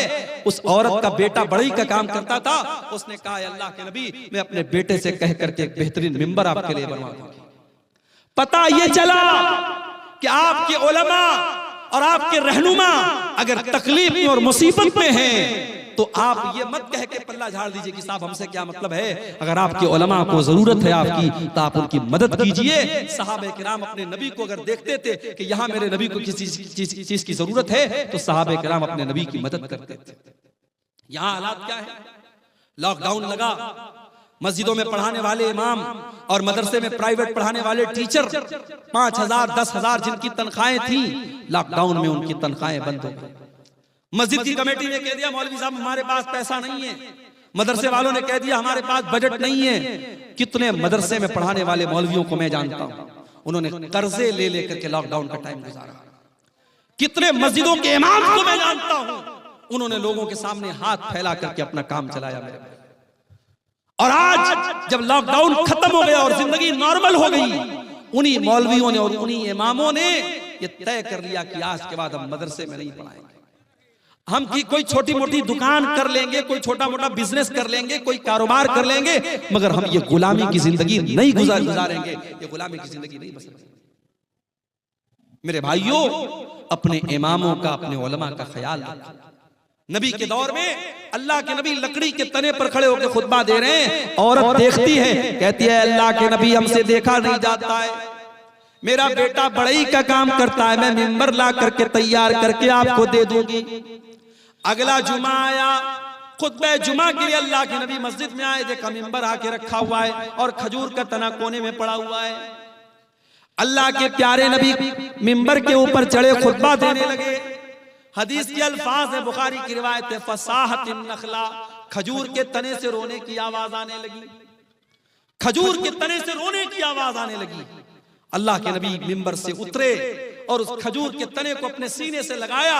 जब आपने सीने से लगाया तो रोने की आवाज आनी बंद हो गई और सिसकने की आवाज आने लगी। अल्लाह के नबी ने फरमाया अगर मैं इसको सीने से न लगाता तो कयामत तक ये रोता रहता। और उसके बाद आपने फरमाया इन्नहा कानत तबकी अला मा कानत तस्मउ मिन ज़िक्र, चूंकि इस मिंबर पर खड़े होकर के मैं अल्लाह का जिक्र करता था, मैं कुरान बयान करता था, मैं हदीस बयान करता था, इसलिए ये लकड़ी का तना रो रहा है।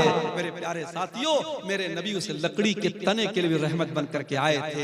हम और आप इतने बड़े बदनसीब हैं कि आज उस नबी, जो नबी जिस नबी से लकड़ी का तना भी मोहब्बत करता था, हम इतने बड़े बदनसीब हैं कि उस नबी से का नाम तो हम लेते हैं, उस नबी से मोहब्बत का दम तो भरते हैं, मगर उस नबी की सुन्नतों से हम पीछे हैं, उस नबी के तरीके से हम पीछे हैं। न हमारी शादी ब्याह उस नबी के तरीके के मुताबिक है, न हमारा लेन देन उस नबी के तरीके के मुताबिक है, न हमारा अखलाक उस नबी के तरीके के मुताबिक है। हमारा नौजवान तो नौजवान 60-60 साल के बूढ़े जब सैलून में जाते हैं और सैलून में जाकर के अपनी दाढ़ी को मुड़ाते हैं और क्लीन शेव होते हैं, उन्हें शर्म आनी चाहिए, उन्हें गैरत आनी चाहिए और उन्हें सोचना चाहिए कि उनके नबी ने कहा था कि दाढ़ी को छोड़ दो, उनके नबी ने मना किया था कि दाढ़ी को मत छेड़ो, दाढ़ी को मत काटो, दाढ़ी को मत मूड़ो।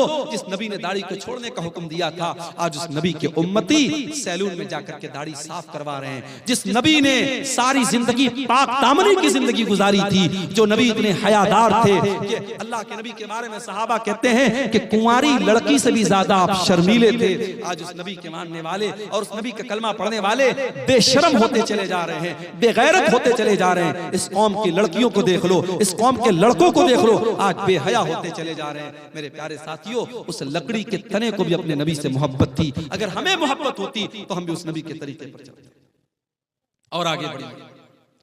वो नबी हमसे बहुत मोहब्बत करते थे, वो नबी हमें बहुत चाहते थे।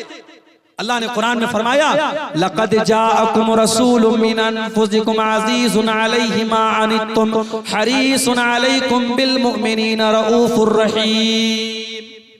ऐ मुसलमानों, हमने तुमको वो रसूल दिया है जो जान से ज्यादा तुमसे मोहब्बत करते हैं, जो तुम्हें फायदा पहुंचाने की पूरी कोशिश करते हैं, जो तुम्हें तकलीफ से बचाना चाहते हैं।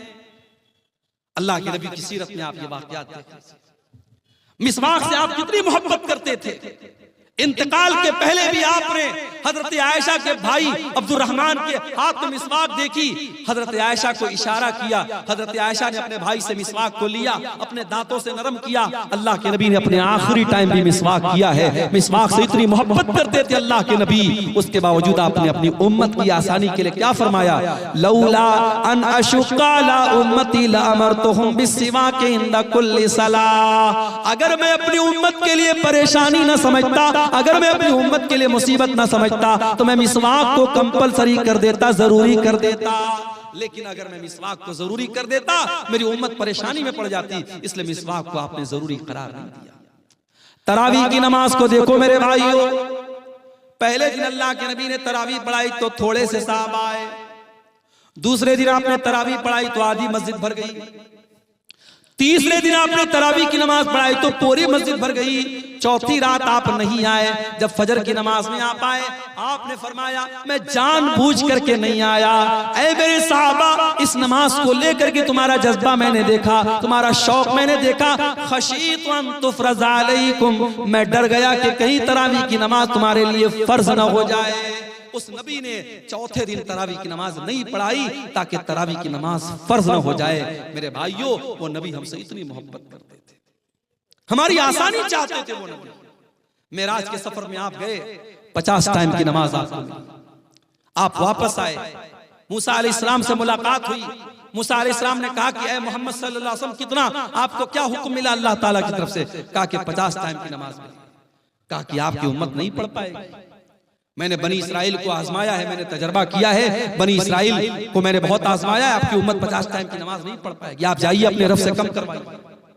अगर अल्लाह के रसूल को खुद पढ़ना होता 50 पढ़ने में आपको कोई दिक्कत नहीं थी, अपनी उम्मत की आसानी के लिए आप गए और 50 में 10 कम करवा के 40 लेके आए। हजरत मूसा ने कहा 40 भी नहीं पढ़ पाएगी, वापस जाइए। आप फिर गए, 40 में से 10 और कम करवा के लाए, 30 हो गई, 30 से 20 हो गई, 20 से 10 हो गई, 10 से 5 हो गई। 5 टाइम की नमाज भी जब अल्लाह के नबी लेकर के आए, हजरत मूसा ने कहा ऐ मोहम्मद सल्लल्लाहु अलैहि वसल्लम आपकी उम्मत 5 टाइम की नमाज भी नहीं पढ़ पाए। और वाकई 5 टाइम की नमाज भी आज हम नहीं पढ़ पा रहे। बड़े कारोबारी हैं हम, बड़े बिजनेसमैन हैं, दुकान पर बैठे हुए हैं, हय्या अला सलाह की आवाज आ रही है, मगर हमें नमाज पढ़ने की फुर्सत नहीं है। रात को 2-2 बजे तक हमारे नौजवान मोबाइल पे लगे हुए हैं, और फजर के टाइम 5 साढ़े 5 बजे जब फजर की अजान हो रही है और मुअज्जिन कह रहा है अस्सलातु खैरुम मिनन नौम, नमाज नींद से बेहतर है। 2 बजे तक 3 बजे तक रात में जागने वाला मुसलमान फजर की नमाज में सोया हुआ है। मेरे प्यारे भाइयों, मूसा अलैहिस्सलाम को कितना बेहतरीन तजर्बा था अपनी कौम का। उन्होंने कहा आपकी उम्मत 5 टाइम की नमाज भी नहीं पढ़ पाए। माफ करना मेरे भाइयों, आपका बिजनेस और आपका कारोबार नमाज से बड़ा नहीं है। आप कारोबार भी कीजिए, आप बिजनेस भी कीजिए, लेकिन नमाज अपने टाइम पर पढ़िए। अल्लाह कुरान में कहता है रिजालुल ला तुल्हीहिम तिजारतुन वला बैउन अन जिक्रिल्लाहि व इकामिस सलाह। मेरे नेक बंदे वो हैं, मेरे मोमिन बंदे वो हैं, उनका कारोबार, उनका बिजनेस, उनकी तिजारत उनको नमाज से गाफिल नहीं करता है। वो कारोबार भी करते हैं, वो बिजनेस भी करते हैं, और नमाज का टाइम होता है तो नमाज पढ़ते हैं। यखाफून यौमन ततक़ल्लबु फीहिल क़ुलूब वल अबसार, वो कयामत के दिन से डरते हैं, वो अल्लाह के अज़ाब से डरते हैं, वो पाबंदी से नमाज पढ़ते हैं। नमाज के सिलसिले में आप कोई ढिलाई मत कीजिए मेरे भाई। सऊदी अरब का एक वाक़या एक आलिम ने लिखा वहां के कि एक मर्तबा मैं फ्लाइट में सफर कर रहा था और मेरे साथ एक फौज का रिटायर कर्नल था जो पहले फौज में काम करता था, मेरे साथ वो बैठा। कहते मैंने फ्लाइट में सफर किया, फ्लाइट से हम लोग उतरे, एयरपोर्ट पर काफी देर तक हम बैठे थे, दूसरी फ्लाइट का इंतजार कर रहे थे। मैंने एक बात नोटिस की कि थोड़ी थोड़ी देर पर वो इंसान किसी को फोन करता है और कहता है कि बेटा आपने नमाज पढ़ लिया। बार बार जोहर का टाइम आया, बेटे से पूछ रहा है नमाज पढ़ लिया। असर का टाइम आया, बेटा पूछ रहा है नमाज पढ़ लिया। मैंने पूछा ये किससे आप बार बार पूछ रहे हैं? फौज का रिटायर कर्नल था सऊदी अरब का। उसने उस मौलाना को जवाब दिया कि हाँ, ये मैं अपने बेटे को कॉल करता हूँ और मैं हर नमाज के टाइम मेरा मामूल है अपने बेटे को कॉल करके पूछता हूँ कि तूने नमाज पढ़ी कि नहीं पढ़ी। तरबियत इसको कहते हैं मेरे भाई। अपने बच्चों को अच्छा खिला देना, अच्छा पहना देना, अच्छे स्कूल में एडमिशन करा देना, उनके घर बना देना, उनके लिए LIC ले लेना, उनके लिए बैंक बैलेंस बना देना। माफ करना, तरबियत यही नहीं है। तरबियत ये भी है कि आप अपने बच्चों की आखिरत की फिक्र करें, अपने बच्चों की नमाज की फिक्र करें। इसीलिए अल्लाह कुरान में कहता है वअमुर अहलका बिस्सलाति वस्तबिर अलैहा, खुद भी नमाज की पाबंदी करो और अपने बच्चों को नमाज का पाबंद बनाओ। अल्लाह के नबी फरमाते हैं मुरू औलादकुम बिस्सलाति वहुम अबनाउ सबई सिनीन, जब तुम्हारे बच्चे 7 साल के हो जाएं उनको नमाज का हुक्म दो। वज़रिबूहुम अलैहा, और जब 10 साल के हो जाएं और नमाज ना पढ़े तो उनकी पिटाई करो। अच्छा 7 साल के बच्चे को पीटने का हुक्म नहीं दिया अल्लाह के। हमारे यहाँ 6-6 साल के बच्चे स्कूल जाते हैं, सर्दी के मौसम में 5 बजे स्कूल की वैन आती है, माँ जबरदस्ती, बच्चा आंख मल रहा है, उसकी नींद अभी लग रही है, माँ तैयार करती है, ड्रेस पहनाती है, स्कूल का बैग देती है, जबरदस्ती उसको वैन में बिठाती है। मेरे भाइयों, ये सिस्टम सही नहीं है। 7 साल तक तो चाइना में और जापान में आप देख लें, 7 साल तक के बच्चों को तो ऐसे ही खेल खेल में पढ़ाया जाता है, बच्चों को मारा नहीं जाता, बच्चों को पीटा नहीं जाता। ये सबक दिया था जनाब मोहम्मद रसूलुल्लाह सल्लल्लाहु अलैहि वसल्लम ने। 7 साल का बच्चा है, प्यार से समझाओ, मोहब्बत से समझाओ। हाँ, 10 साल का हो गया, अब उसके बिस्तर अलग कर दो। 10 साल का लड़का हो गया, 10 साल की लड़की हो गई, एक बिस्तर पे मत सुलाओ। 2 लड़के हैं, एक बिस्तर पे मत सुलाओ, बिस्तर अलग कर दो, चादर अलग कर दो, कंबल अलग कर दो। हमें बड़ी हैरत हो रही है साहब, 10 साल का लड़का हो गया तो क्या हो गया, हम बिस्तर क्यों अलग कर दें? इस्लाम वहां से शुरू होता है जहां से आपके सोचने की सरहदें खत्म हो जाती हैं। इस्लाम वहां से शुरू होता है। 10 साल का लड़का जो होता है समझदार होने लगता है, उसके अंदर फिजिकल चेंजेस आने लगते हैं। 10 साल की लड़की अब धीरे धीरे बालिग हो रही है। इस्लाम ने कितना पाकीज़ा मजहब है, 10 साल का लड़का या लड़की हो जाए, इस्लाम कहता बिस्तर अलग कर दो, ताकि अब वो जवानी की तरफ जब बढ़े तो उनके दिल में कोई गलत ख्याल ना आए, और एक बिस्तर पे अगर सोएंगे तो उनके दिल में गलत ख्यालात पनप सकते हैं। इस्लाम ने बिस्तर को अलग करने का हुक्म दिया, और अल्लाह के नबी ने कहा 10 साल का बच्चा हो जाए और नमाज न पढ़े तो उसकी पिटाई। हमें वो नबी मिले हैं मेरे भाई, वो नबी मिले हैं जो हमसे इतनी मोहब्बत करते हैं, हमें ऐसी शरीयत दे करके गए, ऐसा दीन दे करके गए, उस दीन में कदम कदम पर हमारे लिए आसानी है मेरे भाई। अभी हमने देखा दिल्ली के अंदर जो वाकया हुआ कि सड़क पर लोग नमाज पढ़ रहे हैं और पुलिस वाले ने अपने जूते से नमाजी को मारा। हमें बड़ा गुस्सा आया, बड़ा जलाल आया, मगर हम यहाँ पर एक बात ये भी कहेंगे, ये इस्लाम की तालीम नहीं है कि आप पब्लिक प्लेस में नमाज पढ़ें। अगर आपकी नमाजी ज्यादा हो रहे हैं, जुमा में 2 जमात आप कर ले, ईद में 2 जमात कर ले, सड़क पे आप नमाज ना पढ़ें। हम अपने मुसलमान भाइयों को ये समझाएंगे कि आपका सड़क पर नमाज पढ़ना सही नहीं है, लेकिन हम साथ में अपने सरकार से, हुकूमत से ये भी कहेंगे कि ये भारत में कानून एक होना चाहिए, 2 तरीके का कानून नहीं होना चाहिए। किसी मजहब के त्योहार तो खुलेआम सड़कों पर मनाए जाएं और त्योहार मनाने वालों पर फूलों की बारिश की जाए, और दूसरे मजहब का मुसलमान अगर हफ्ता में जुमा की एक नमाज पढ़ ले तो आपका पुलिस वाला उसे जूतों से मार रहा है। ये 2 तरीके के कानून नहीं चलेंगे मेरे भाई। और अगर मान लो हालात कभी दुनिया में ऐसे आ जाएं, सारी मस्जिदें खत्म हो जाएं और सारे जितनी अल्लाह की मस्जिदें हैं सारी मस्जिदों को लोग ढा दे, गिरा दें, तब भी माफ करना नमाज बंद होने वाली नहीं। इसलिए कि अल्लाह के नबी फरमाते हैं 6 चीजें अल्लाह ताला ने मुझको ऐसी दी है जो किसी और नबी को नहीं दी गई। ओती तो सित्तन लम योतहुन्न आदुन कबली, 6 चीजें अल्लाह ताला ने स्पेशल मुझको दी जो किसी और नबी को नहीं दी। नंबर 1, ओती तो जवामी अल कलिम, अल्लाह ताला ने मुझको जवामी उल कलिम दिया है। अल्लाह के नबी की जुबान से छोटे छोटे जुमले निकला करते थे, लेकिन माना बहुत बड़ा बड़ा होता था। छोटी छोटी बातें, जैसे मिसाल के तौर पे अल्लाह के नबी ने फरमाया इन्नमल अमालु बिन्नियात, अमल का दारो मदार नियत पर। छोटी सी हदीस है लेकिन इसके माना और मतलब बहुत बड़ा बड़ा है। दूसरी चीज, वह नुसिरतु बिर्रुब मसीरत शहर, और मेरे दुश्मन के दिल पर मेरा रोबो दबदबा डाल दिया गया है। मेरा दुश्मन 1 महीने की दूरी पर भी अगर मुझसे हो, उसके दिल में मेरा रोबो दबदबा डाल दिया गया है। तीसरी चीज, वजुइलत लियल अर्ज़ु मस्जिदन व तहूरा, और सारी की सारी जमीन मेरे लिए मस्जिद बना दी गई है। मुसलमान नमाज पढ़ने के लिए मस्जिद का मोहताज नहीं है। कहीं पर भी जंगल में चला जाए, पहाड़ पे चला जाए, दुनिया के किसी भी कोने में चला जाए, नमाज का टाइम हो गया, नमाज वो कहीं पर भी पढ़ सकता है। पाक साफ जगह होनी चाहिए। अगर पानी नहीं मिल रहा है, उसके लिए सारी जमीन पाक बनाई गई, वो कहीं पर भी जमीन पर हाथ मार करके तयम्मुम कर सकता है। सारी जमीन उसके लिए पाक बनाई गई, सारी जमीन उसके लिए मस्जिद बनाई गई। ये हमारे इस्लाम की खासियत है। हमारा दीन बड़ा आसान दीन है। जाड़े का मौसम है, हमने मोजा पहना है, सफर में हम निकले हुए हैं, मोजा नहीं उतार रहे हैं। इस्लाम कहता कोई मसला नहीं, तुम्हें पैर धोने की जरूरत नहीं है। वजू करके अगर आपने मोजा पहना है और सफर की हालत में आप हैं तो 3 दिन तक आप उसी मोजे को पहने रहिए और उस पर मसा कर लीजिए, पैर को धोने की जरूरत नहीं है। हाँ, अगर अपने घर में है तो 24 घंटे तक आप मसा कर सकते हैं। 24 घंटे के बाद आप मोजा उतार लीजिए, पैर धो के फिर से मोजा पहन लीजिए, वजू करके फिर से पहन लीजिए। आसानियां हैं हमारे लिए।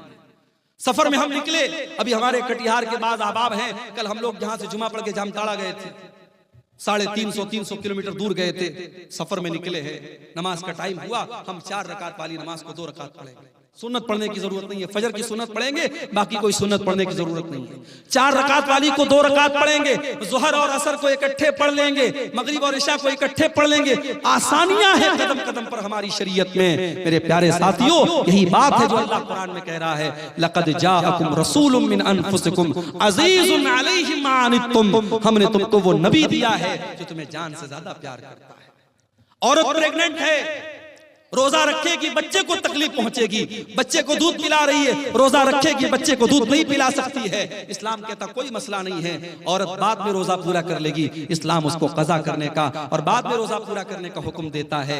औरत पीरियड में है, उसकी कमजोरी का दिन है, उसकी बीमारी का दिन है, चिड़चिड़ापन रहता है, बदन में कमजोरी रहती है, ब्लड आता रहता है, दर्द होता रहता है, इस्लाम ने का कोई मसला नहीं, जितने दिन उसको पीरियड आ रहा है वो नमाज नहीं पढ़ेगी, रोजा नहीं रखेगी, रोजा बाद में पूरा करेगी। कदम कदम पर हमारी शरीयत में मेरे भाइयों आसानी रखी गई।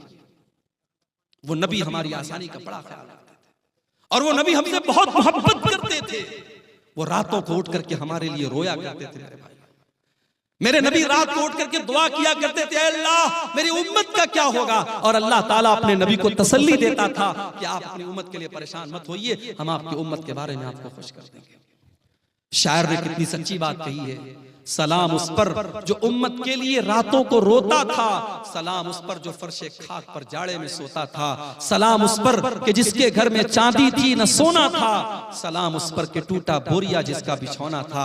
मेरे प्यारे भाइयों, उस नबी से हमें वाकई में सच्ची मोहब्बत करनी चाहिए, उस नबी से वाकई में सच्ची मोहब्बत करनी चाहिए। और वो नबी सिर्फ दुनिया में हमारे काम नहीं आ रहे हैं, बल्कि आखिरत में भी हमारे काम आएंगे। अल्लाह के नबी फरमाते हैं, अना सय्यदु वलद आदम यौमल क़ियामा, क़यामत के दिन सारे आदम की औलाद का सरदार मैं रहूंगा। व अव्वलु मन यनशक्कु अन्हुल क़ब्र, और क़यामत के दिन सबसे पहले मेरी कब्र फटेगी। व अव्वलु शाफ़ईन, और क़यामत के दिन जब सारे नबी अपना पल्ला झाड़ लेंगे और कह देंगे मैं आज किसी की सिफारिश नहीं कर सकता, तो सबसे पहले मैं सिफारिश करूंगा और सबसे पहले मेरी सिफारिश कबूल की जाएगी। वो नबी क़यामत के दिन भी हमारे काम आएंगे। शायर कहता है, बरोज़े क़यामत बजुज़ नफ़सी नफ़सी, किसे याद आएगी असलम किसी की। बरोज़े क़यामत बजुज़ नफ़सी नफ़सी, किसे याद आएगी असलम किसी की। न भूलेंगे जिसको नबी ये मुकर्रम, वो उम्मत नहीं है तो फिर और क्या है। जुबां पर है नाते नबी ये मुकर्रम, ये उल्फत नहीं है तो फिर और क्या है। वो नबी हमसे बड़ी मोहब्बत करते थे मेरे भाई। अल्लाह के नबी फरमाते हैं कि अल्लाह ताला ने हर नबी को एक दुआ ऐसी दी जिसके कबूल करने की गारंटी ले ली, और हर नबी ने अपनी उस दुआ को दुनिया में मांग लिया। अल्लाह के नबी फरमाते हैं कि मैंने अपनी दुआ को संभाल के रखा है।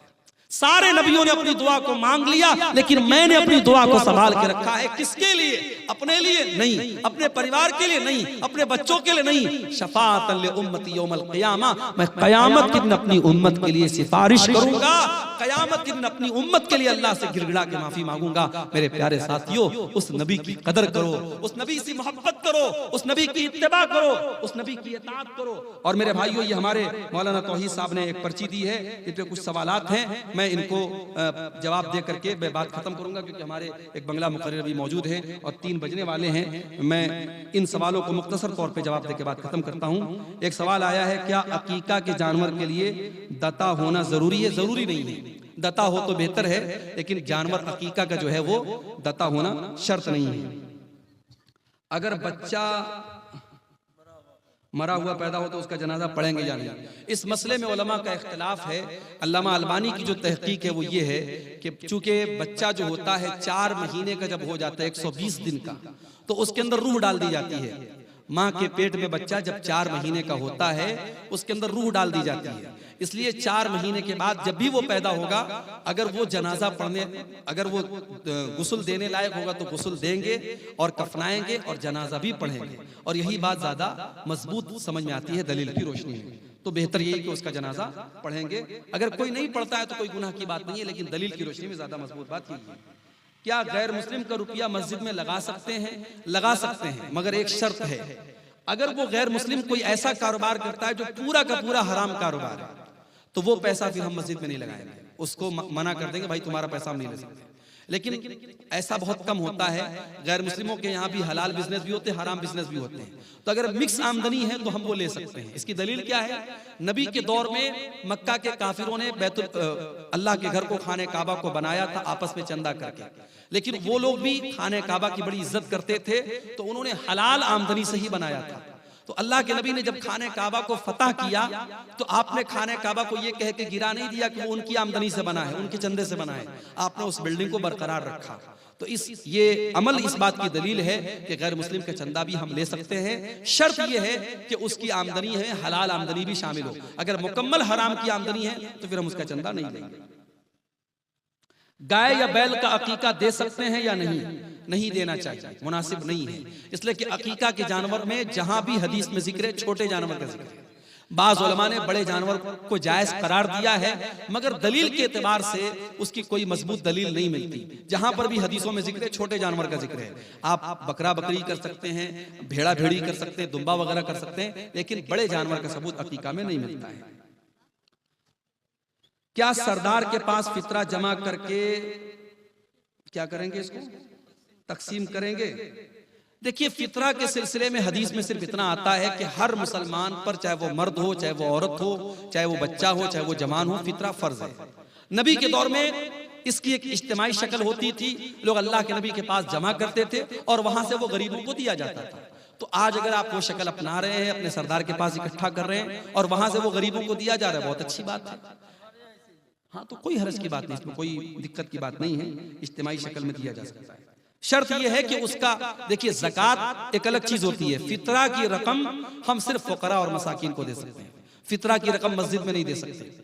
फितरा की रकम से इमाम की तनख्वाह नहीं दे सकते। फितरा की रकम से किसी मौलवी को नजराना नहीं दे सकते। जो गरीब और फकीर और मिस्कीन लोग हैं, उनकी जरूरतों को हम फितरा से पूरा कर सकते हैं और किसी मसरफ में उसको नहीं लगा सकते। कोई हर्ज की बात नहीं, अपने से बांट सकते हैं। क्या मैयत के नाम से इफ्तार करा सकते हैं? मैयत की तरफ से जो आम सदका और खैरात किया जाता है, तो बहुत सारे अहले इल्म ने ये कहा है कि इफ्तार भी एक तरीके से लोगों को खाना खिलाना है, और वो भी एक तरीके से अगर हम किसी गरीब को खिला रहे तो सदका है। तो इस एतबार से मैयत की तरफ से भी हम इफ्तार करा सकते हैं। लेकिन बहरहाल इफ्तार चूंकि एक मखसूस इबादत है और मुस्तकिल तौर पर हमें कोई ऐसी दलील नहीं मिलती कि नबी के सहाबा ने अपने मरे हुए माँ बाप की तरफ से या रिश्तेदारों की तरफ से इफ्तार कराया हो। इसलिए इफ्तार जिंदे ही की तरफ से किया जाए। इंसान अपनी तरफ से करे तो बेहतर है। अपने मुर्दा लोगों की तरफ से अगर कुछ करना है तो गरीबों में पैसा बांट दे, गरीबों को खाना दे दे। इफ्तार कराने में जो है परहेज किया जाए तो ज्यादा बेहतर है। तो ये चंद बातें थी।